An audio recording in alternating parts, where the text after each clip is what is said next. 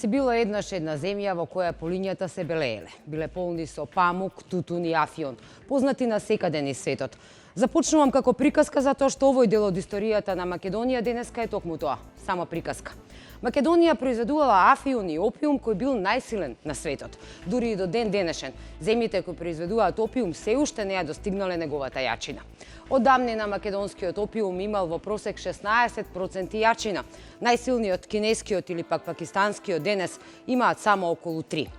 И иако и тогаш нашиот опиум прво бил представуван како турски, потоа како опиум од кралството Југославија и на крајот како југословенски опиум, сепак и во документите секаде стои дека македонскиот опиум од поврдарието е тој што е најсилен на светот. Во ова досие ќе прикажеме документи од ЦИА кои го потврдуваат токму тоа. Македонскиот опиум бил најсилен, најбаран и се извезувал во целиот свет. Содржал неверојатни 14% морфин. Најсилниот денес има само околу 7%. Ова е еден од документите од ЦИА. Како пишува? Најдобар на светот е... Најдобар на светот е македонскиот опиум. Значи тоа било култура која што била профитна, високо профитна. Представувал извор на пари за преживување на семејствата, но и дополнителен, односно вреден, важен извор за финансирање на револуционерите. Но потта на македонскиот земјоделец секогаш ја искористувале други. И многу малку плаќале и своевиден монопол имала државата. А потоа ни го забраниле производството.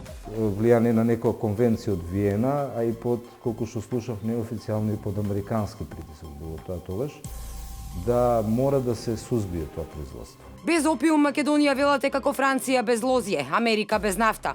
Дали враќањето на полињата со афион е иднината на македонската економија? Во форма на опиумска пита малечка, значи исушена, може да се чува и 20-30 години, а да изгуби минимално од својот квалитет. По градови, пример Велеска, Вадарци, Неготино се рушеа стари куќи. Често ќе најдат таква малечка пита негде скриена на некое место за црни денови. Иако не искористувале окупаторите со години, а на крајот пак го сотрале македонскиот земјоделец и полињата со афион, останаа во историјата. Ова досие го посветуваме токму на оваа приказка и прашуваме, може ли македонскиот опиум повторно да го освои светот?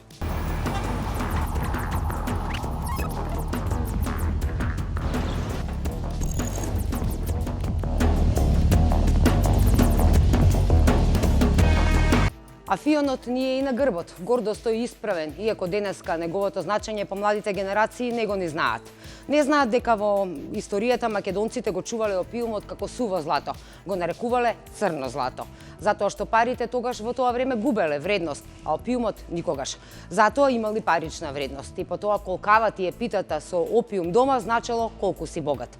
Значи тоа било култура која што била профитна, високо профитна, и катранот имал цена која што варирала од година во година. Значи, обично пред војна почнува да се качува цената и за време на војна, а после тоа, после војните паѓа цената.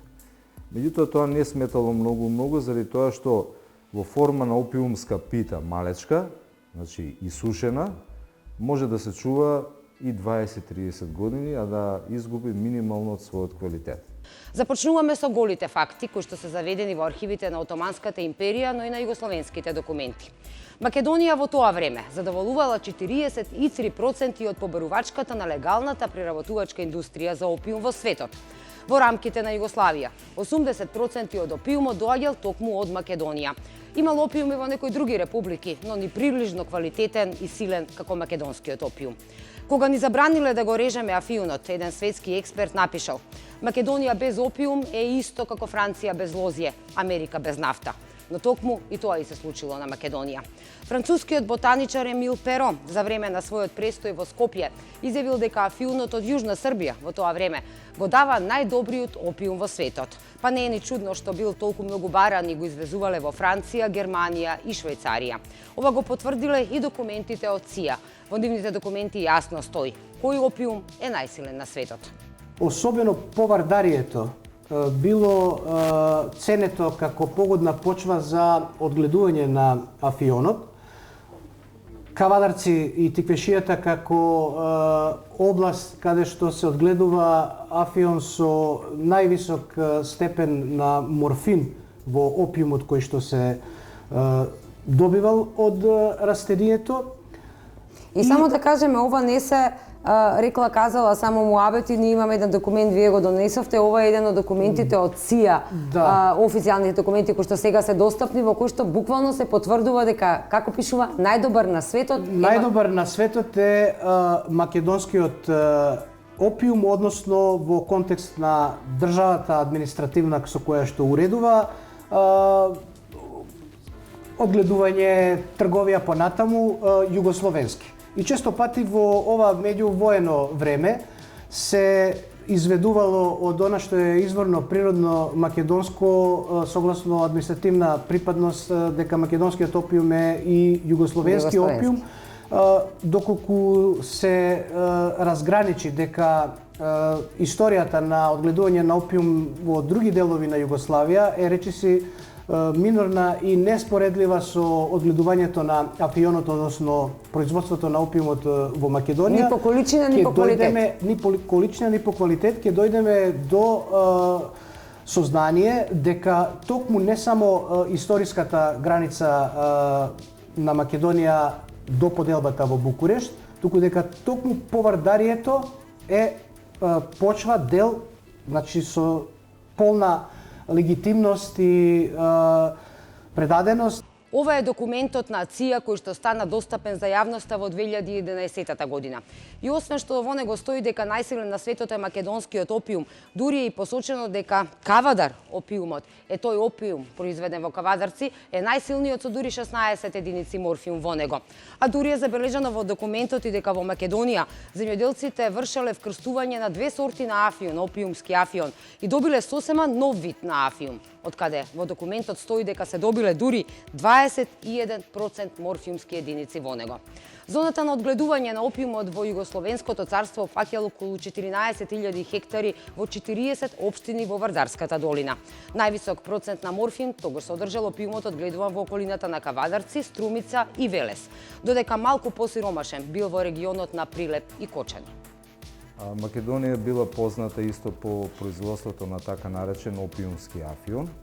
Значи, тој има бел цвет и семето му е бело, за разлика од сегашниот, кој исто така е морфиумски, меѓутоа има сина боја на цветот и виолетова боја, така црвенушкава, и бојата на семето е сина, така темна. Значи, Македонија, према пишаните податоци, доцна станала производител на афион. Иако како култура афионот е многу одамна познат. Значи, уште пред нашата ера е познат повеќе векови, меѓутоа главно на блискиот и далечниот исток. Меѓутоа многу тешко наваќе дошол на овие простори, не знаеме зошто тоа.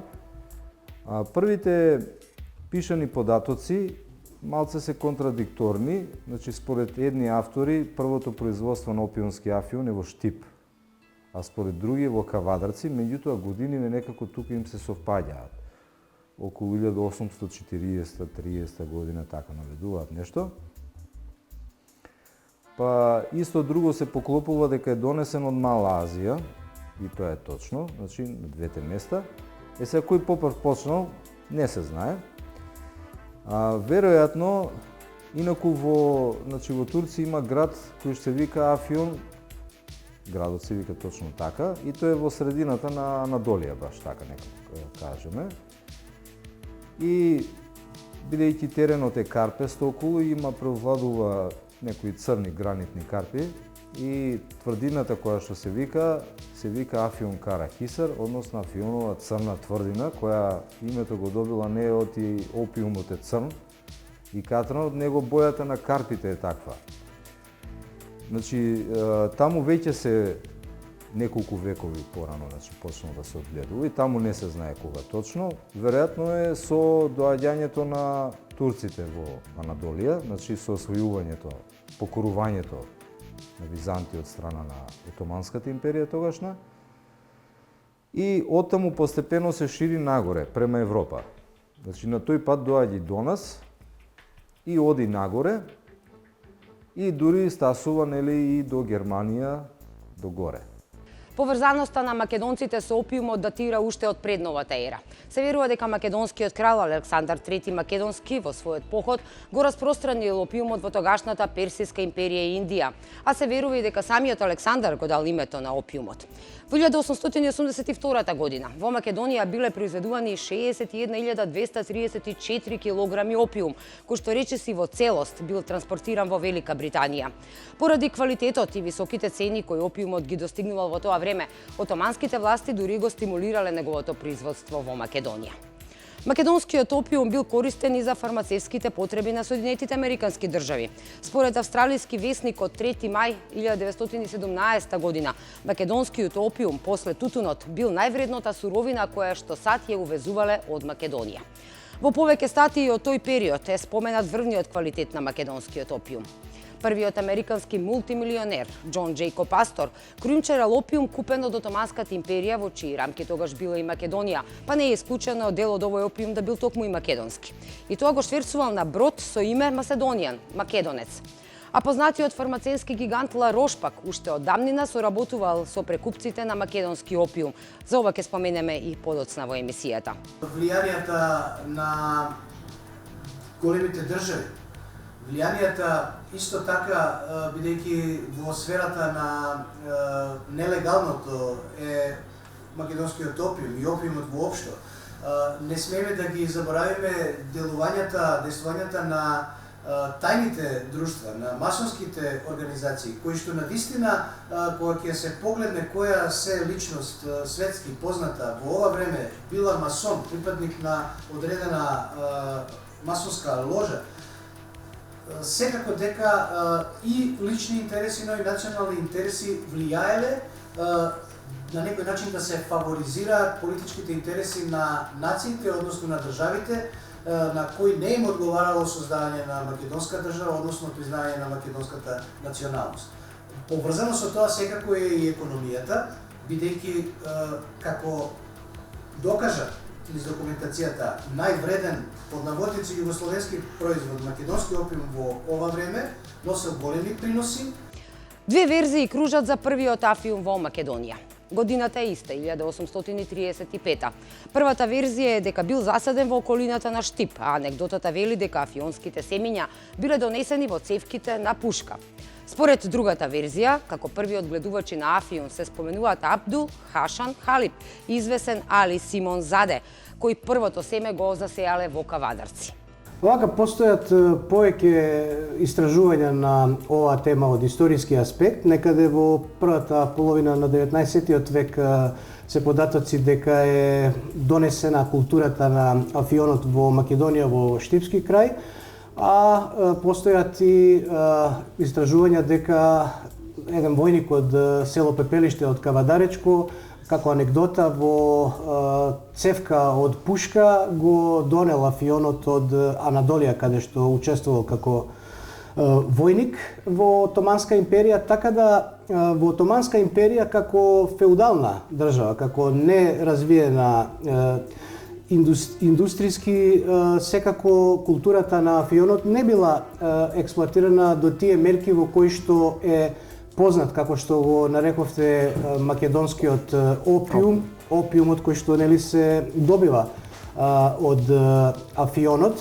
како опијат, како своевидна дрога или своевиден медикамент кој што во главно се користел во ова време според некои податоци од меѓу двете светски војни пред Втората светска војна 1936 има податоци дека од 12 милиони тони опиум кои што се произведени, 250.000 фактички килограми, односно 250 тони се користени за медицински цели.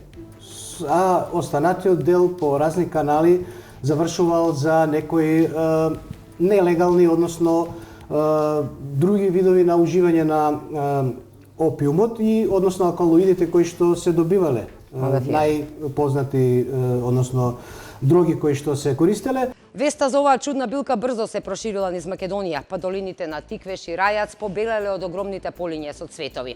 Со оглед дека македонскиот подвид на Афион е создаден со вкрстување на бел и виолетово син Афион. Добрата страна на одгледувањето Афион била и во фактот дека по жетвата можело да се засејуваат уште семиња, па истата година од една иста нива да се добијат две жетви.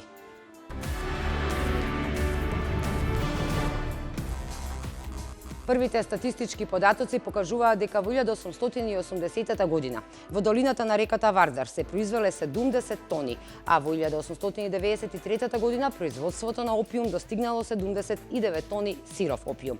Во тогашната Отоманска империја, само во областа на поврдарието се одгледувани 28% од целото турско производство.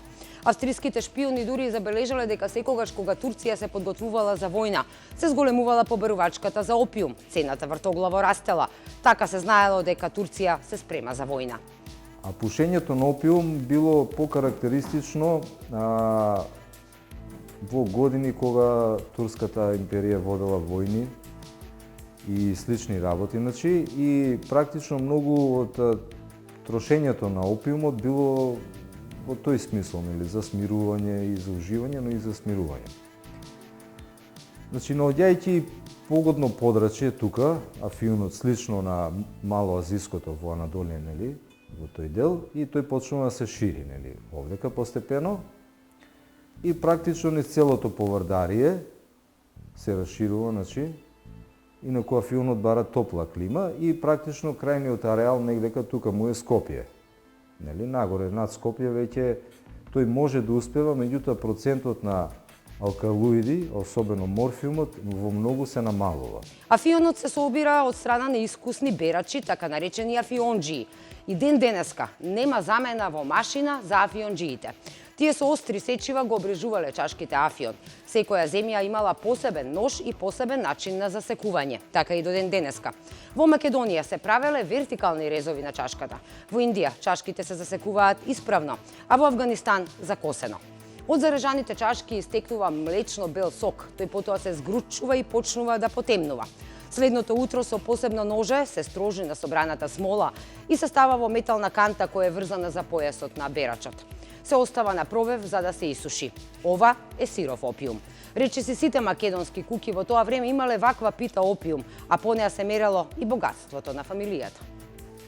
Имаше многу често ситуации кога по градови, пример Велеска, Вадарци, Неготино се рушеа стари куќи, често ќе најдат таква малечка пита негде скриена на некое место за црни денови, бидејќи и таа пита било парично средство, можеш да ја купиш и да си ја чуваш дома и во некое време да продадеш, па да добиеш пари кога ќе биде цената поволна. Имала и таква вредност она, и тоа добро одело како бизнис во тоа време, дури се јавувале како да кажеме во сегашно време инвеститори, ќе закупат по големи површини земја и со аргати ќе посеат големи површини, со нив ќе ги изработат, ќе си го приберат опиумот и после ќе го продадат. Дори велат дека, како што читав некаде, поправете ме ако грешам, дека афионот можеби, односно засекувањето е една од работите која што, ако сакаш да произведеш афион и опиум, мора работна сила, мора луѓе, не постои машина, не постои технологија. Не. Засекувањето тогаш, па и сега да се изведува, ќе мора да биде рачно, не постои машина. Се реже еднаш, најмалку, меѓутоа овие што го произведуваат сега во Авганистан го режат и по 3 пати. Режејќи го повеќе пати, они се цели дали да се добие повеќе катран, меѓутоа се жртвува семето за сметка на катрана. Кај нас било правило едно засекување, а семето после кое ќе останало по собирањето и исчукувањето од чушките, Едноставно се користело за исхрана. Покрај опиум од афионот се добивало и масло за јадење, кое половина се состоело од афионското семе. Семето не е отровно, напротив, многу е хранливо и нема опасност дека колач од афион, например, содржи морфин или било кој друг алкалоид. Интересно е што во тоа време, дури 90% од маслото кое го користеле за готвење во Македонија, било токму маслото од афион. Го викале шарлаган. Се правило масло, шарлаган. Има постапка опишана во историјата, значи како се правило тоа ладно цедење, значи прво семето мора добро да се одвее од сите нечистоти. Потоа го носеле на фурни, нели?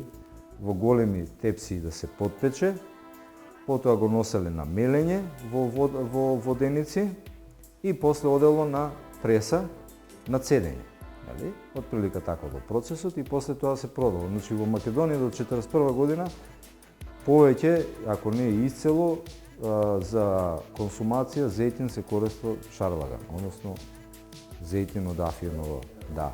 А сончогледот дури подоцна станал доминантно растение после Втората светска војна за производство на масло за јадење. Значи пред тоа било тоа.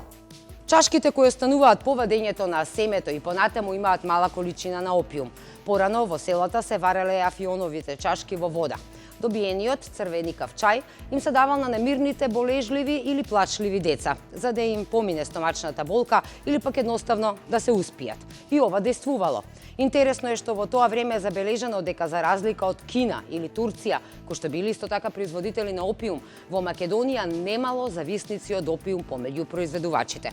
Немало опиум за пушење, туку само сиров опиум. Зависници имало многу подоцна и тоа по градовите, но забележано е и дека тоа биле интелектуалци, лекари, кои се школувале на запад и таму станале зависни. Немало, колку што знаеме, до 60 години, немало зависници од дроги кај нас во Македонија. Така, иако сме биле огромни производители Да. на афион и опиум. Народот едноставно си го знаел дека тоа не смее да се консумира, дека тоа е лек. Ако го консумираш у големи количества, ти има штета. Значи, кај нас, пример, вино и ракија се произведува од кој знае кога, нели, од пред нашата ера, па ние немаме толку алкохоличари кој што има Русија или Шведска, да речеме, кај што дури законски забрането преку ден да се точи алкохол, нели. Од 45-6 година, пред тоа не знам, јас не можам да кажам, и не сум видел податок, меѓутоа наваму знам дека нема на територија на Македонија откриено илегална лабораторија за производство на хероин од опиумот, како што постои во Афганистан, да речеме. Значи, сепак постои тука појака контрола, значи народот не е таков, можеби и сето тоа да се посветува на такви црни работи. Меѓутоа, знаете, наркоманијата како појава се прошири низ Европа, нели, главно 70-тите години, па тогаш дојде и кај нас, нели? И луѓето, тие наркоманите првите беа зависници од хероин, ама тој беше увезен хероин. Немаше врска со овој опиум тука. Инаку интересно како факт е и дека освен што во Македонија не се произведувал опиумот како дрога, туку хероинот, например, е измислен од голема фармацевска компанија, Bayer. Тие експериментирајќи со опиумот го создале хероинот и во прво време дури го продавале како лек за болки и за кашлица, па постојат и фотографии од чишенцето лек хероин. И ова легално се продавало се додека не се открила неговата мрачна страна, па е повлечено од производство. Таа чушка истото изгледа отприлика, само има друга боја на цветот, значи не е ни сина, некако црвенушкава повеќе. Може нешто и оттаму да се извадат алкалоиди и морфин, но многу малку, значи количествено. И тој значи си има таква намена за прехранбена индустрија, семето се користи. Сега кај нас значи беше афионот двонаменски бил некогаш, особено пред Втората светска војна, кога тој значи се користел и за исхрана, семето, односно маслото добиено со ладно цедење, нели, наречено шарлаган, и нормално опиумот кој се прибирал, нели, односно кој се изработувал после прибирањето на катранот, односно засекувањето на афионовите чушки. Но македонскиот земјоделец никогаш многу не ќарувал од својата мака и од своите полиња со афион. Откупот бил секогаш во рацете на политичката елита. Македонскиот опиум меѓу двете светски војни и во време на Југославија сакале да го приграбат секогаш другите. Секогаш барале начин како да ги стават по своје земјоделците, па формирале дури посебни мокни организации за таа цел. Се формирал опиумскиот оддел на привилегираното извозно друштво Призат, со седиште во Белград, и тој бил одговорен за купување на опиумот од Македонија.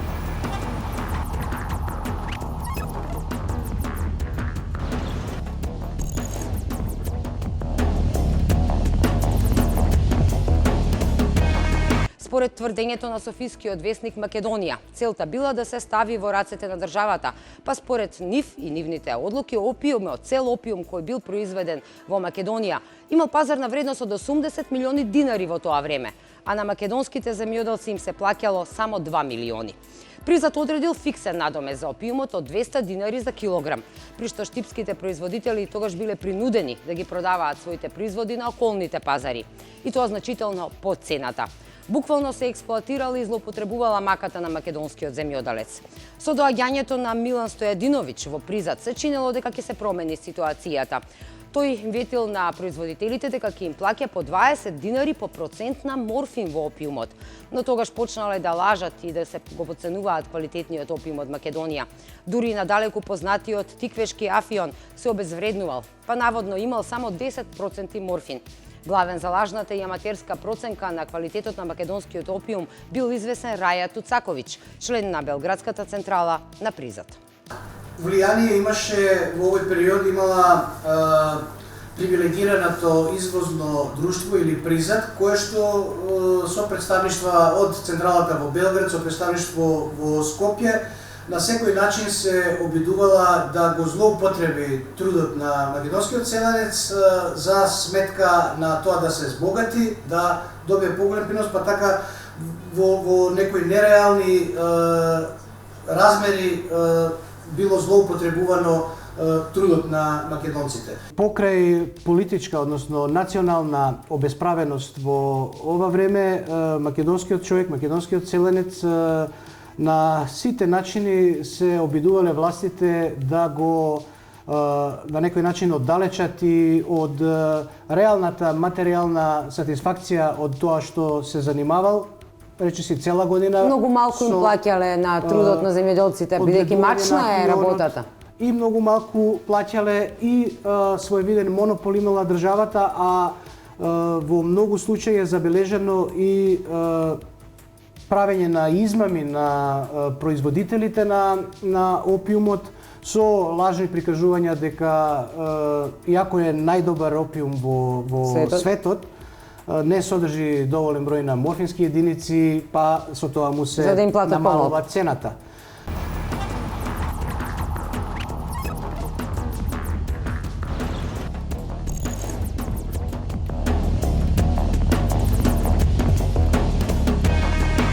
Како интересни факти за опиумот.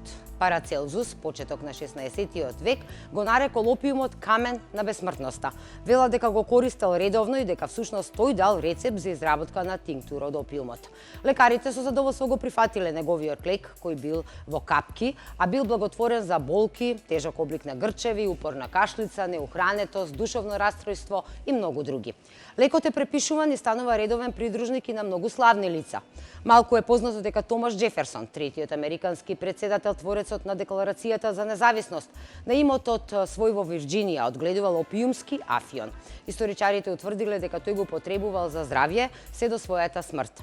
Перси Биш Шели, најпознатиот англиски романтичарски поет, во еден период не можел без овој опиум. Шели е маш на познатата писателка Мери Шели, која е автор на Франкенштајн, за која не се знае точно дали го користела овој стимуланс, но јунаците на незините романи уживаат во него. Нивниот голем пријател, Лорд Бајрон, не криел дека опиумот го вдахнува и го инспирира. Шарл Болдер, Артур Рембо, Жан Кохто, Артур Конан Дойл, Луис Карол, Едгар Алан По, Чарлс Дикенс и Џон Китс се само мал дел од големата група на уметници кои биле инспирирани токму од опиумот. Во вториот дел од досие опиум гледајте кои се политички фигури биле вмешани во шверцот со опиум од Македонија. Вмешан бил дури еден скопски градоначалник во тоа време. Како го сотреа македонскиот земјоделец, како ни забранија да одгледуваме афион и опиум. Има ли идни на македонските полиња повторно да се вратат со афионската култура? Може ли тоа да ни ја спаси економијата? Гледајте идната недела во досие опиум втор дел. Дали враќањето на полињата со афион е иднината на македонската економија? Во форма на опиумска пита малечка, значи исушена, може да се чува и 20-30 години, а да изгуби минимално од својот квалитет. По градови, ве пример Велеска, Вадарци, Неготино се рушеа стари куќи. Често ќе најдат таква малечка пита негде скриена на некое место за црни денови. Гледајте во досие Опиум со Анита Петровска-Рајковиќ.